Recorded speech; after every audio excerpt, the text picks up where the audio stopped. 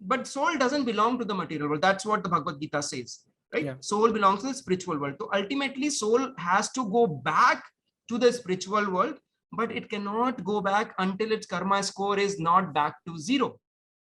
अच्छा काम कर रहे हो, बुरा काम कर रहे हो, दोनों में चेन बन रही है, तो अब ऐसा कैसे काम करें कि ये चेन से बाहर निकले? तो that is what the Bhagavad Gita tells. Hello दोस्तों, मेरा नाम है जयेश गंगन एके आवारा मुसाफिर और आप देख रहे हैं द आवारा मुसाफिर शो। तो इस एपिसोड को स्टार्ट करने के पहले मैं आपसे एक रिक्वेस्ट करना चाहता हूँ। इस एपिसोड को आप अपने गर्लफ्रेंड, बॉयफ्रेंड, चाचा चाची, मामा मामी, दादा दादी और हर किसी को भेजिए, पूरे फ्रेंड्स को भेजिए, हर किसी फैमिली मेम्बर को भेजिए, बिकॉज ये एपिसोड लाइफ चेंज कर सकता है। और मैं आपको बताता हूँ क्यों। तो इस एपिसोड में हम बात कर रहे हैं राहुल सिंह से, जो कि एक ऑथर है और उन्होंने कई सारी किताबें लिखी है। उनकी किताबें बेस्ड होती है भगवद गीता पे, और इस एपिसोड में हम बात कर रहे हैं भगवद गीता क्या है और इसके अंदर से हम क्या सीख सकते हैं उन बातों पे। तो एक तरह से हम भगवद गीता को डिकोड कर रहे हैं। इस एपिसोड में हम बात करते हैं भगवद गीता के अंदर जो 5 चीज़ें मेंशन की जाती है उनके बारे में, और फिर हम इलाबोरेट करते हैं कर्म के कॉन्सेप्ट को। ये कर्मा होता क्या है एक्चुअल में? कर्मा का कॉन्सेप्ट बहुत ही एक इंट्रिकेट कॉन्सेप्ट होता है। ये है तो सिंपल, पर इसे फॉलो करना बहुत टफ होता है, क्योंकि जो एक इसकी बेसिक अंडरस्टैंडिंग है वो ये है कि जब आप अच्छा करोगे तो आपके साथ अच्छा होगा, जब आप बुरा करोगे तब आपके साथ बुरा होगा। जैसा आप करोगे वैसा रिटर्न आपके पास वापस आएगा। पर एक्चुअल में अगर आपको मोक्ष की प्राप्ति चाहिए तो आपका कर्मा 0 होना चाहिए। पर इस कर्मा को 0 हम करें कैसे? क्योंकि अगर हम अच्छा करेंगे तो भी कर्मा वापस आएगा, बुरा करेंगे तो भी कर्मा वापस आएगा। तो बस इसी बात को इस एपिसोड में हमने डिकोड किया है। भगवद गीता एक बहुत ही वास्ट कॉन्सेप्ट है। इसे समझने के लिए 5 या 6 एपिसोड हमें करने पड़ेंगे। फिलहाल इस एपिसोड को हमने 2 पार्ट में डिवाइड किया है। आज के पार्ट में हम कर्मा पे बात करते हैं, और अगला पार्ट जो आएगा उसमें हम बात करते हैं काल के बारे में, टाइम के कॉन्सेप्ट के बारे में। और जैसा कि मैंने कहा था, इस एपिसोड को ज़्यादा से ज़्यादा लोगों तक पहुंचाइए और इस एपिसोड को एंड तक देखना, क्योंकि आपका दिमाग फटने वाला है।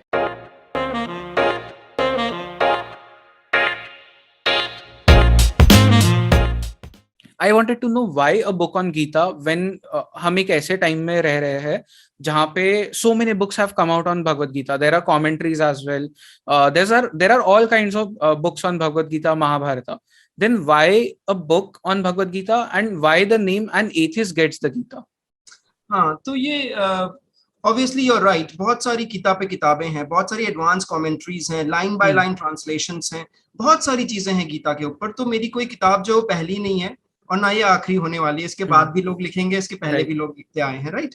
सो इसमें क्या किया है इस बुक में कि this book is basically meant for हमारे और आपके जैसे लोग जो एक मॉडर्न एजुकेशन सिस्टम में जाते हैं, जो बहुत ज्यादा काफी हद तक वेस्टर्न एजुकेशन पेडागोजी से प्रभावित है। तो ऐसे एजुकेशन सिस्टम में जब जाते हैं तो हम जब लर्न करते हैं स्कूल में, तो हमारा माइंड एक साइंटिफिक वे में, एक वेस्टर्न साइंटिफिक पैटर्न से हम चीजों को समझते हैं, एज लॉज, और थोड़ा सा और अगर आगे जाते हैं तो एज सेट ऑफ फ्रेमवर्क्स हम समझते हैं चीजों को। तो अगर आप इस तरह की आपकी ट्रेनिंग हुई है और वहां से आप ये जंप करना चाहते हैं, if you want to understand कि भगवत गीता में क्या लिखा है या उपनिषद में क्या लिखा है या पुराण में क्या लिखा है, तो बहुत ज्यादा एक जंप हो जाता है, बिकॉज आपका ट्रेनिंग अलग तरह से हुआ है। और ये जो किताबें हैं पहले तो संस्कृत में है, संस्कृत में होने के बाद उसके आप ट्रांसलेशन भी पढ़ेंगे तो उसमें आपको टर्म्स शायद समझ में आए, शायद समझ में ना आए। और बहुत आपको सिंपल सा एग्जाम्पल देता हूँ जयेश जी, जैसे मान लीजिए आपको शेक्सपियर पढ़ना है। अब शेक्सपियर मिडिवल इंग्लिश में है, मिडिवल इंग्लिश को भी लोग सिंपल इंग्लिश में भी लिख देते हैं कभी कभी उसके एक्सप्लेनेशन में। लेकिन अगर आपको शेक्सपियर पढ़ना है तो उसके लिए ABCD तो आनी चाहिए ना। तो ये बुक जो है एक तरह से ABCD है, भगवत गीता पढ़ने से पहले आपको प्रिपेयर कर रही है कि आप भगवत गीता का जो ABCD है वो जान जाएं। जैसे मैं जो डेफिनेशन भगवत गीता की देता हूँ, जो ये किताब के माध्यम से जो मैं समझाना चाह रहा हूँ कि भगवत गीता एक इंस्ट्रक्शन मैनुअल है, आप अपनी लाइफ कैसे जिएंगे उसको जीने के लिए। और वो इंस्ट्रक्शन मैनुअल क्या बताता है? वो बताता है कि हाउ अ जीवा मतलब एम्बॉडीड सोल, मैं और आप, इंटरैक्ट विद प्रकृति। प्रकृति मतलब जो भी आपके आसपास है सब प्रकृति, आपके पीछे जो किताबें रखी हो प्रकृति, आप जिस बेड पे बैठे हैं या कुर्सी बैठे हैं वो प्रकृति है, अभी आप घर के बाहर जाएंगे तो एनवायरमेंट में आप डील करेंगे वो सब प्रकृति। इनफैक्ट आपके लिए मैं भी प्रकृति हूँ, आपके पॉइंट ऑफ व्यू से मैं भी प्रकृति हूँ। तो हाउ अ जीवा इंटरैक्ट विद प्रकृति इन काला मतलब टाइम अपने तरह से चलता रहता है, right. And that interaction is governed by the laws of karma, which is designed by Ishvara. तो अभी मैंने 5 कॉन्सेप्ट बोले, राइट? मैंने बोला जीवा, मैंने बोला प्रकृति, मैंने बोला काला, मैंने बोला कर्मा, मैंने बोला ईश्वर। तो ये कॉन्सेप्ट बार बार रिपीट होते रहते हैं भगवत गीता में।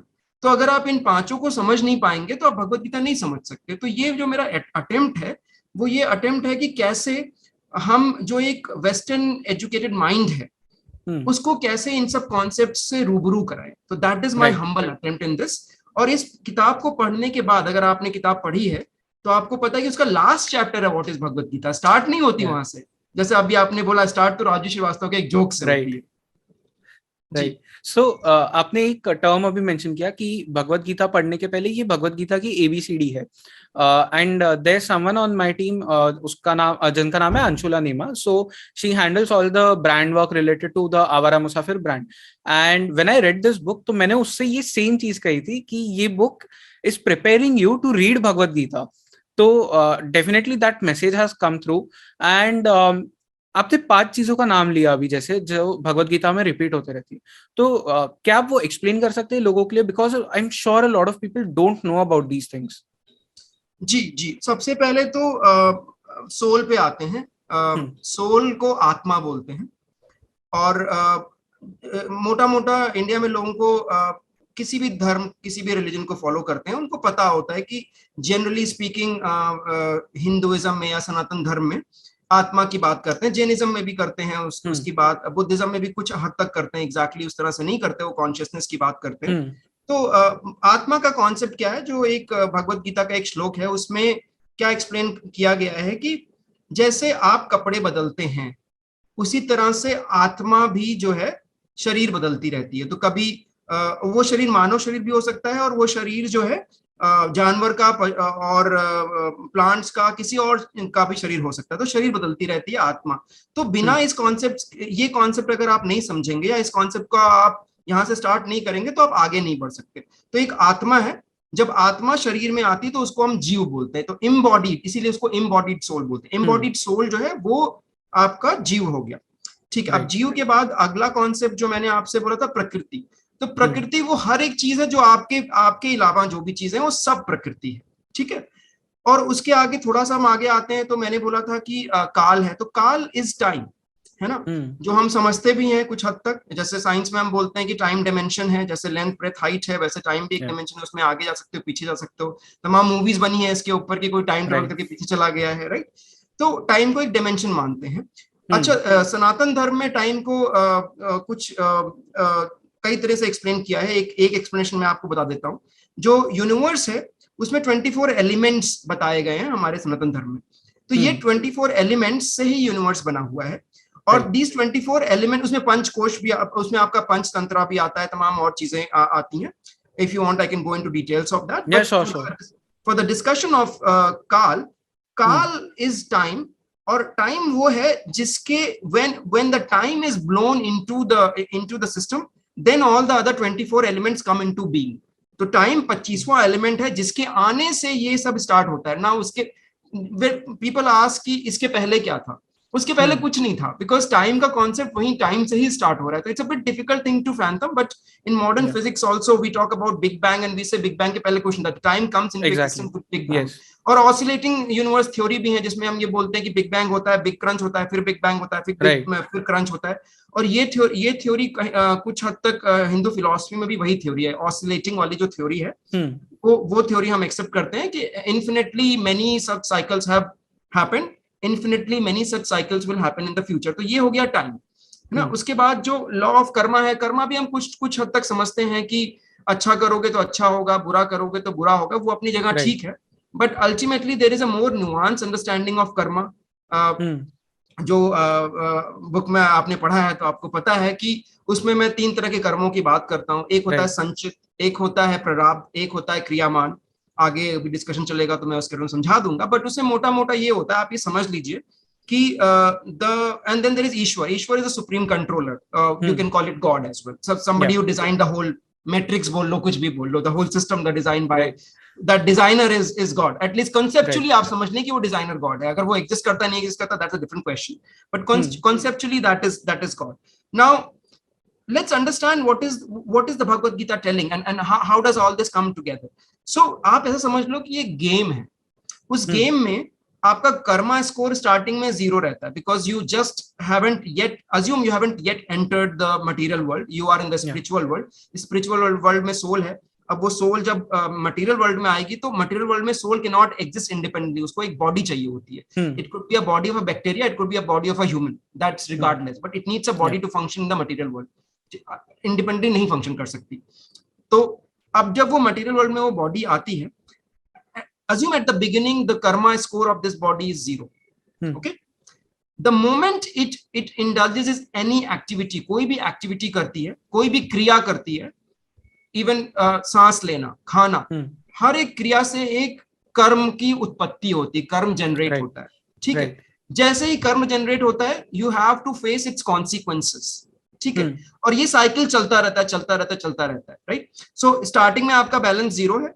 Now but soul doesn't belong to the material world. That's what the Bhagavad Gita says, right? Yeah. Soul belongs to the spiritual world. So ultimately soul has to go back to the spiritual world, but it cannot go back until its karma score is not back to 0.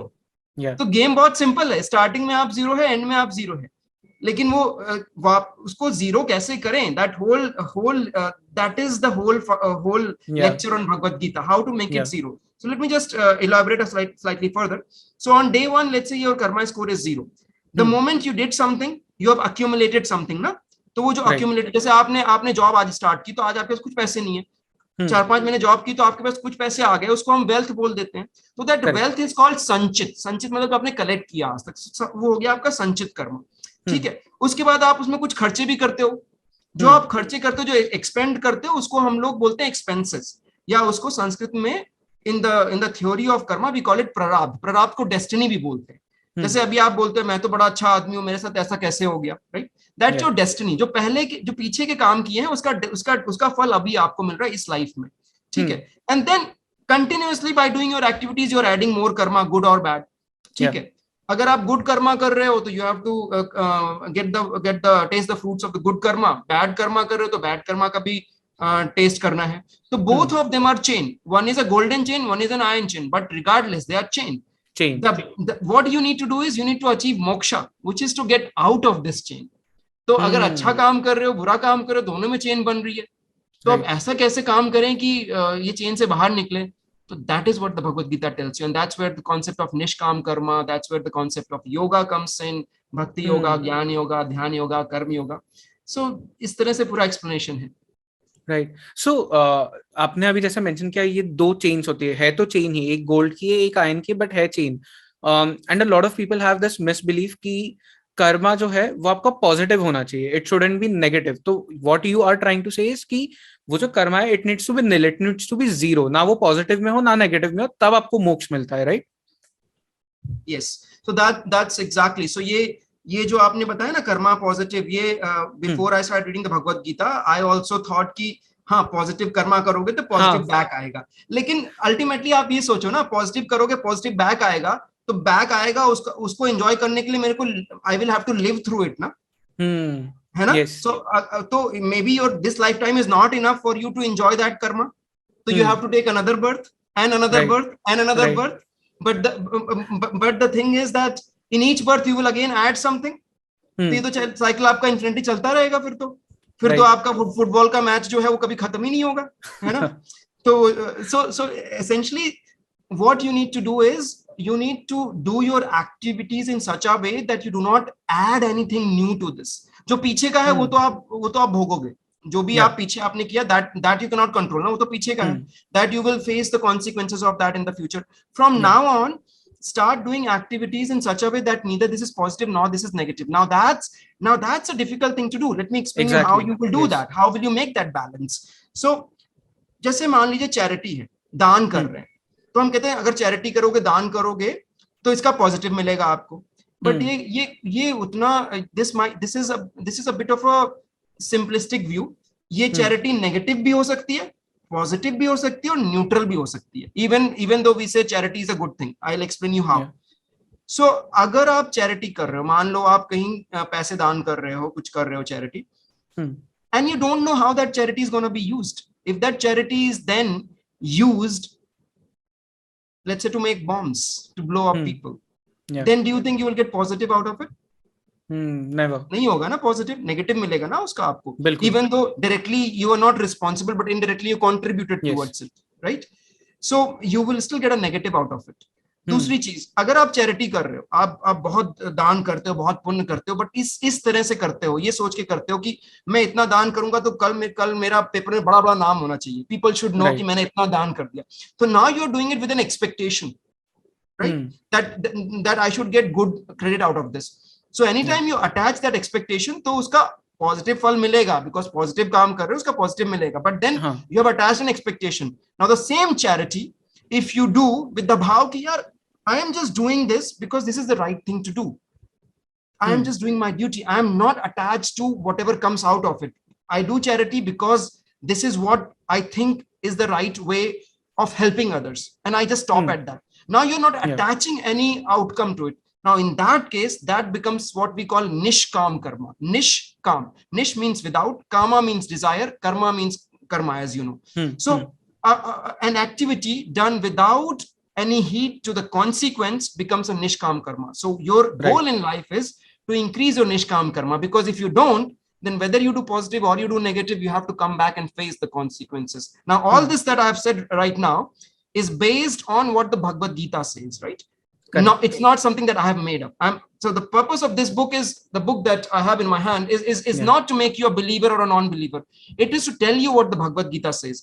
After that, you're still free to make your own interpretation. You are free to follow, you're free to not follow. In fact, the Bhagavad Gita itself, 18.63 says, Krishna tells to Arjuna, now that I have given you all this knowledge, do as you please. So same with this book. Now that I have explained you the ABCD of the book, of the Bhagavad Gita, the original Bhagavad Gita, do as you please. You accept this, fine. You don't accept, fine. But at least know what you are accepting and know what you're not accepting. So that's the precise point there. Yeah, but then जब आपने अब ये mention किया तो it becomes very complicated now. You are saying that जो भी आप, जैसे अगर आप कोई चैरिटी कर रहे हो, you shouldn't be doing it with a selfish notion कि इससे मेरे लिए कुछ अच्छा होगा. If I do positive things, positive will come back. So there's this very famous, बहुत पुरानी सीरीज है Friends, जिसमें जोई and Phoebe, there's a episode जहाँ पे उनके बीच में एक झगड़ा चालू है, and जोई tells Phoebe that every charity is in a way a selfish act. And humans are made in a way कि हमारा वो सोशल कंडीशनिंग होता है कि जो भी हम चैरिटी को देखते हैं वो हम एक सेल्फिश नोशन से ही देखते हैं. तो how do we reach that point जहां पे वो नोशन ना हो, जहां पे हम ये सोचे ही ना कि हम वो क्यों कर रहे हैं? बहुत अच्छा क्वेश्चन आपका, वेरी गुड क्वेश्चन. सो देखिए क्या है ना कि the laws of the karma are very intricate. अगर आप हर एक एक्टिविटी को एनालाइज करोगे, इसमें गुड है, इसमें बैड है, ये है, वो बहुत ही कॉम्प्लिकेट हो जाएगा.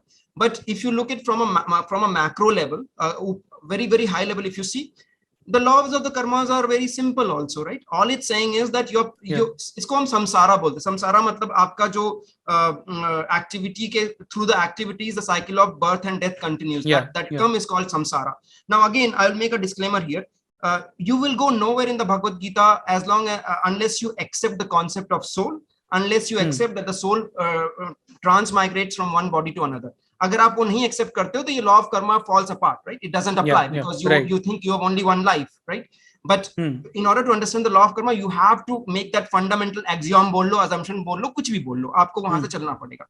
Now coming to your question कि about this how to overcome so-called this selfish desire, कि how to overcome that, basically that's your question. But before I answer that, let me also say this. The rule of the game is very simple.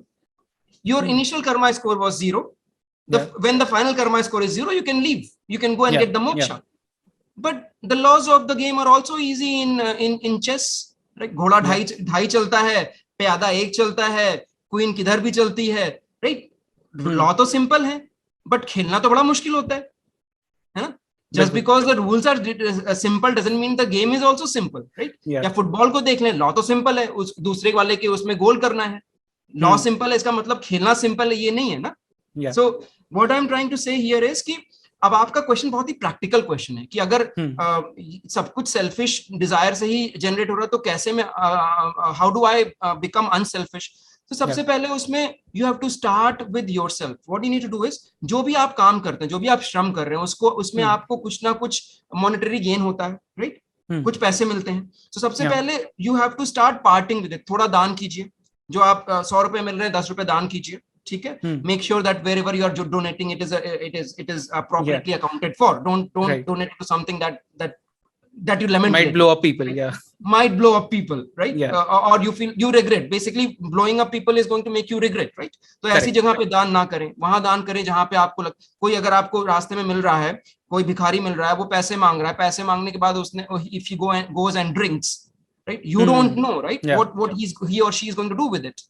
तो या ये थोड़ा सा due diligence करें। You can't run away from the consequences, but let's say you donate, start with donating a little bit of whatever you are earning, वहां से आप start करें, धीरे धीरे उसको बढ़ाते रहे, right? So go right, on from 20 to 30 to 40 to 50 उसको। या so it's very difficult to part with your hard earned money.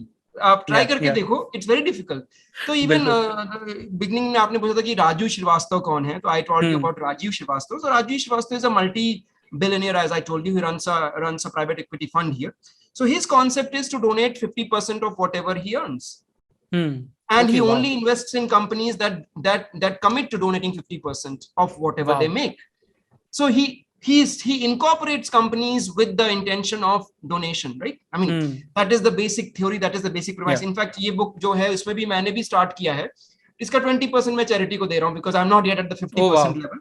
और मैंने और भी बुक्स लिखी हैं, इंजीनियरिंग टू इकिगाई और you know the glory not the story. इसका मैं या 33% दे रहा हूँ। इसका 33% मैं पैडमैन के ऑर्गेनाइजेशन को दे रहा हूँ। पैडमैन मूवी आई थी, आपको पता होगा, राइट, सेनेटर राइट, उनके ऑर्गेनाइजेशन को दे रहा हूँ। जो दूसरी एक और इकिगाई की बुक है, उसका मैं 33% दो यूनिवर्सिटीज हैं सिंगापुर में, उनको दे रहा हूँ। And all of oh this is wow, written and contracted, it's not something correct, that I'm saying. It's all legally binding contracts that I have या signed. So धीरे धीरे जब आप इसको when you start parting with your hard earned labor, तो एक point ये आता है when you go beyond the self. Jayesh, the beauty is that there is always more pleasure in giving than taking. Right? yeah, yeah, You will always see that when you give something to somebody, you feel much more happier than you when you try to snatch something from around. And in yeah, that continuation, I will say another thing, Jayesh. What happens is, whether you look at your life from a point of view of whole, HOLE वाला whole versus whole, WHOLE वाला whole, that matters. जब आप अपनी life को whole की तरह देखते हो, गड्ढे की तरह देखते हो, तो आप क्या सोचते हो, कितना मैं पाऊं, कितना मैं खींच लूं और अपना गड्ढा भर लूं, that is the mindset. But अगर आप अपनी लाइफ WHO होल की तरह देखते हो, तो आप ये सोचते हो कि यार मेरे पास तो है ये, मेरे पास I have some money, I have some wisdom, I have some grace, something I have, and let me give it to others. So when you start doing that, then you see कि आपका mindset shift होता है। तो giving is not easy.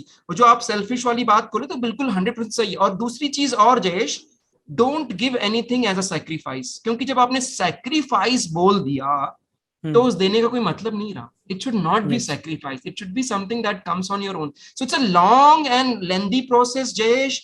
Slowly start from 10%. ये concept of 10% Christianity में भी है, उसको टीथ करके बोलते हैं, TITHE। वो कॉन्सेप्ट ऑफ 10% इस्लाम में भी है, उसको ज़कात बोलते हैं, राइट? तो अपने देने से स्टार्ट करें, धीरे धीरे और दें, धीरे धीरे अपने के बियॉन्ड सोचें। ये सोचें कि am I making an impact to anybody else beyond myself? अपने आप धीरे धीरे वो प्योरिटी आ जाएगी।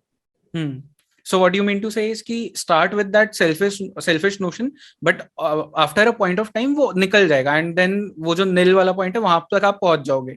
Then giving would be just something that you do. It won't be from a selfish perspective. Natural. So let me, जो आपने बोला ना, start with selfish, and that's a very good point you raised. जैसे अगर आप हवाई जहाज में सफर कर रहे हैं, तो वहां पे क्या बोलते हैं, अगर कभी टर्बुलेंस हुआ, कभी ऑक्सीजन का मास्क नीचे गिरता है, तो सब दूसरों की मदद करने से पहले अपने नाक का अपनी मदद करें, राइट? क्योंकि अगर आप खुद नहीं स्टेबल हो, तो दूसरे की क्या मदद करेंगे? तो सबसे पहले कुछ देने के लिए कुछ मेरे पास होना भी तो चाहिए ना। जब कुछ है ही नहीं तो मैं क्या दूंगा? तो पहले अपने आप को सक्षम करें। तो अपने आप को सक्षम करने के लिए, उसको आप सेल्फिश बोल दें या जो भी बोलते हैं, but it's basically about being self. उसको सेल्फिश नहीं बोलूंगा मैं, उसको सेल्फ सफिशिएंट बोलूंगा। पहले आप खुद सेल्फ सफिशिएंट हो जाएं। जब आप खुद सेल्फ सफिशिएंट हो जाएं, तो अगल बगल देखें, मेरा भाई को कुछ चाहिए, मेरी बहन को कुछ चाहिए, मेरे पेरेंट्स को कुछ चाहिए, वहां से स्टार्ट करें, अपनी फैमिली से स्टार्ट करें।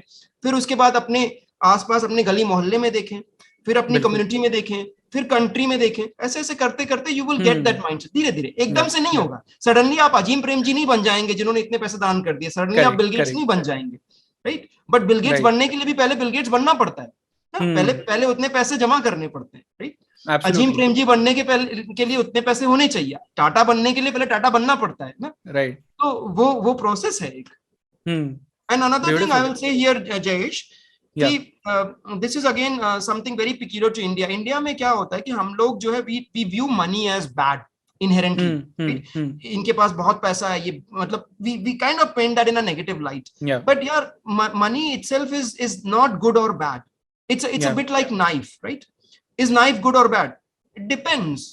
In the hand of thief it kills, use कैसे करते हैं. In the hand of thief it kills, in the hand of a surgeon it saves. तो money भी वैसे है.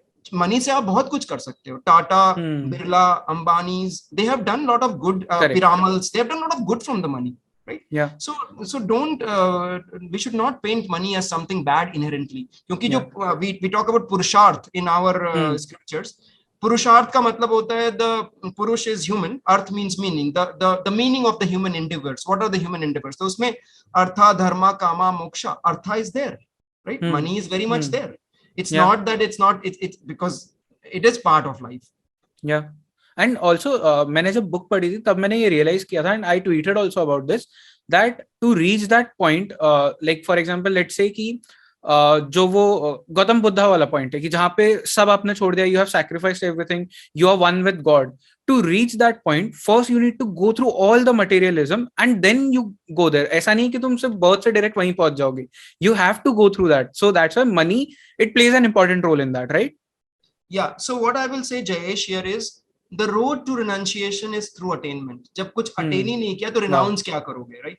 Like I have just very recently, not even been a month, 24 days, I have just given up my job at a bank because I want to pursue this, right? Wow. I mean, I have, as you know, I had studied in IIM. Before that, I had 100% scholarship from NTU in Singapore. So I was ticking all the boxes. I had more than 95% in my class 12th exam, right? So I was ticking all the boxes. 95% scholarship, studied overseas, has a good job, went to an IIM. Now, if I'm actually wanting to do something different, then I am in a sense giving up something, right? But if you don't have anything to give up, you are not giving up anything, right? So Gautam Buddha, in that example that you mentioned, Gautam Buddha don't forget, he was a prince, right? Right. So he could have all the luxuries in the world. So when he gives up something, it means a lot, right? Because he has something to give up. Yeah. Right? So if you don't have anything to give up, then it's not a renunciation. By the way, renunciation can be fake as well, right? Fake renunciation is when you have apparently renounced, but in your mind you have still not renounced, right? So don't fall for that fake renunciation. That's why I say don't sacrifice anything. You should never have this word sacrifice in your vocabulary, because sacrifice means you're compromising something. It should not be a compromise. It should be something that you do because you truly believe in it. Right. Indra is the lord of Swarg. So Indra also has a lifespan, and in Indra's world, his one day is equal to 1 year of human. In Hinduism, we talk about the 4 yugas, which collectively are called Mahayuga. What are these 4 yuga? तो ये 4 युग आपके सतयुग, त्रेता युग, द्वापर युग और फिर कलयुग. तो जो कलयुग है जिसमें हम अभी हैं, अब ये कलयुग कितना बड़ा है पहले ये समझ लेते हैं. ये कलयुग अलोन 4,32,000 साल बड़ा है. So it's 432,000, nearly half a million years. इतना बड़ा कलयुग है. अभी कितना निकल गया इसमें से कभी अभी केवल 5,000 साल ही गए हैं.